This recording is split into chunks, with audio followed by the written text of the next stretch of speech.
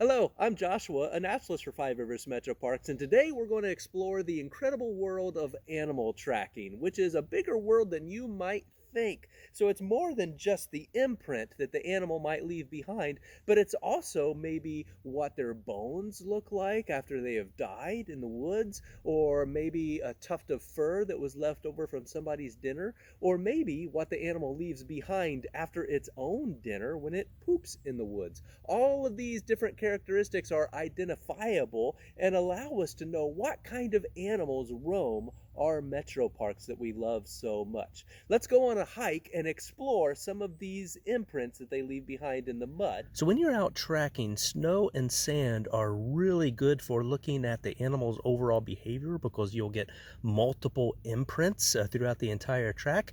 However, mud is just really great media for capturing a real good look of what the toes actually look like. And so here, as you might have guessed, this is white-tailed deer, very common in our metro parks, and this deer is actually traveling in this direction. So if you think about the print as being an arrow, it's pointing into the direction of travel of this creature.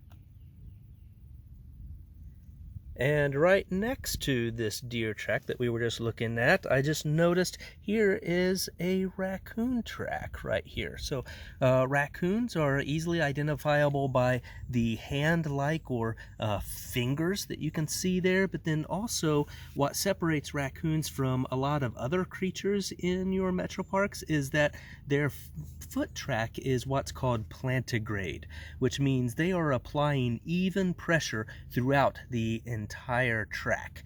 You don't see any unevenness within the track like you do a lot of other common animals, like for an example, dog, where you get different impressions. And here is another set of raccoon imprints, and as you can tell, the raccoon is applying even pressure throughout the entire print with those hand-like paws. Here's a very common track that you're going to find in your metro parks, and these are domestic dogs, which are easily recognizable by the multiple imprints that they'll leave in the mud. So if you recall, the last time you went to the mailbox when there were about 2 feet of snow in your front lawn, you probably used the same tracks to get back to your house that you left when you went out to the mailbox. So you need to do that for efficiency. Well, animals with 4 legs will do the same thing just immediately. So the back foot will go right where the front foot was. So, however, through thousands of years of breeding the different breeds of dogs that we have today, we have bred out some of those efficiencies. And due to that, when dogs will move around on the trails, you will find multiple prints for the same animal. So as you can tell, there's one right here, another one right here, and another one right here. This animal is all from the same individual animal moving in the same direction. Coyotes are very common throughout metro parks, and they like to use human trails too, which means it can be tricky to differentiate them between the domestic dog. But as we were talking about earlier, you can see this imprint of a coyote is perfect right here. You don't see any overlapping of maybe a hind foot. That hind foot went right where that front foot came from. And you can see that as we move through this track, you can tell that there's very little overlap throughout all of them. You can also notice that if you can extrapolate where this coyote was going, it's traveling in a straight line. And if it was snowy on the ground, you would be able to see that. Every dog walker knows that dogs constantly move from one side of the trail to the next. However, coyotes, they know where they want to go, and they know that they got to get there, and they want to move quickly. So typically when you see coyotes, you see them moving in a straight line.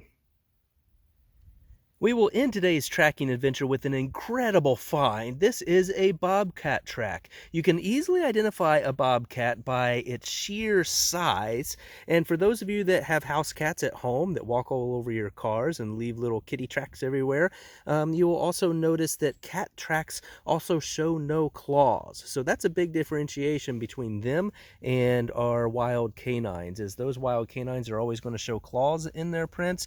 However, these wild cats cats are not. Domestic cats also are not. So here we have a really nice bobcat. And now I have to confess, this bobcat is not natural. I was walking around with this trusty little print and had to take advantage of it to make a bobcat, because bobcat tracks are of course hard to find out in your metro parks, but they are around, especially in the Twin Valley. So get outside and explore and see if you can find these tracks. So as you can imagine, we just barely scraped the surface of animal tracking. There's a lot of things to learn out there. There's a lot of good resources and books to explore. So I encourage you to just go out, try something new. So as you're hiking today, just pay attention to some of the things that animals leave behind in the mud, and you might be surprised what shares this world right next to you. Thanks for watching, and we'll see you out on the trails. Take care.